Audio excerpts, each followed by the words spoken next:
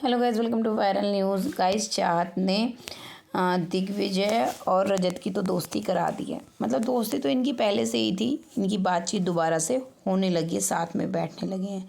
लेकिन क्या आप जानते हैं, पूरा घर परेशान है चाहत और दिग्विजय की नज़दीकियों से। जी हाँ, बताते हैं पूरी बात और किस तरह से ईडन और उसने कशिश ने बुराई करते करते भी एक सच्चाई बोल दी चाहत के बारे में। जी हाँ, आप भी सुनेंगे ना तो कहेंगे ऐसा कैसे बोल दिया इन लोगों ने। चलिए बताते हैं पूरी बात। एक्चुअली मैंने आपको कल ही बताया था कि चाहत रजत से कह रही थी कि भाई बात कर लो, ये है वो है। और आज हमने सुबह देखा कि रजत और दिग्विजय एक साथ यहाँ पे बैठे हुए हैं और चाहत भी वहीं पे बैठी हुई बात कर रही है। सारा भी वहीं पे है। हाँ, चाहत ने बैंड भी तो बजाई है रजत भैया की, वो भी तो देखनी है ना। चलिए सब कुछ बताते हैं आपको। तो गाइज़, कशिश कहती है कि चाहत और दिग्विजय काफ़ी क्लोज़ आ गए हैं। ईडन कहती है हाँ, वो काफ़ी मतलब एक दूसरे के अच्छे दोस्त बन गए हैं। तो चाहत वो कशिश तो जेलसी में कहती है चाहत चिपकी रहती है इससे, दिग्विजय से। भाई चिपकना तो तुम चाहती थी, अब दिग्विजय ने पीछे हटा दिया तो क्या ही कर सकते हैं। चलिए उस चीज़ को छोड़िए। फिर ऐसे ही बातों बातों में कहती हैं कि वो सारा के पास बैठी होती है ना, जब चाहत अलग अकेले से अलग, कहती हैं कि ना किसी को भी घर में रोने के लिए कंधा चाहिए ना, वो चाहत के पास चला जाता है। इन कहती है हाँ, इवन मैं भी जाऊंगी ना तो वो मेरी भी बात सुन लेगी।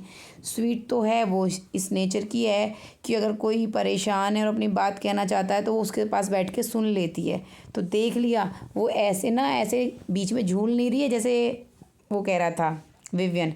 वो सबकी हेल्प कर देती है। जैसे मैंने बताया था कि उसकी ऐसी नेचर है, मुझे पुरानी कंटेस्टेंट की याद आ जाती है, शहनाज की, वो भी सेम ऐसी ही थी। इस बात के लिए कि सबकी बात सुन लेती थी, सबको कंधा दे देती थी। अब बात करते हैं कि चाहत ने कैसे पोल खोली है रजत की और रजत के दोगलेपन की। यहाँ पे चाहत रजत से कहती है कि अगर तुम सारा को टाइम गोड नहीं भी बनाना चाहते थे कि भाई उसको पावर नहीं मिलती, वो खुद कैसे सेव करती खुद को, तो वो ये पॉइंट रख रहा है कि अगर वो टाइम गोड बनती तो वो खुद को कैसे सेव करती, किसी और को ही तो मौका मिलता है। हाँ, तो चाहत कहती है चलिए वो टाइम कोड नहीं बनती लेकिन कंटेंडर तो बनती ना, मतलब एक पॉजिटिव कंटेंट मिलता, वो थोड़ा स्ट्रांग दिखती।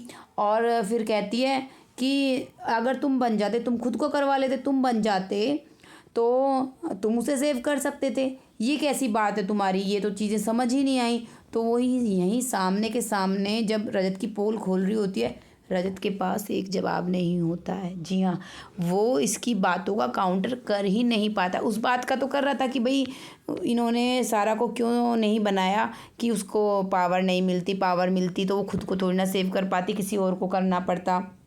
लेकिन जैसे ही उसने बोला ना ठीक है टाइम कोड मत बनाते, कंटेंडर बना देते और नहीं तो तुम बन जाते तो तुम सेव कर देते, उसके पास नहीं जवाब था। क्योंकि बनाना तो लाडली ईशा को था। ये तो सारा दिखावा है, ये सिर्फ समीकरण बैठा रहा था, कहता ना समीकरण समीकरण। और लोग पता नहीं कैसे इसके जाल में फंस जाते हैं यार।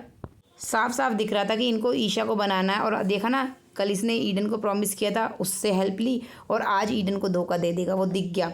दिग्विजय ने एक गलती कर दी, उसको ईशा का उड़ाना था। सच में ईशा जो टाइम गॉड बनी है ना, पर सही है, जितनी भी नेगेटिविटी है ना वो खुल के सामने आएगी उसकी।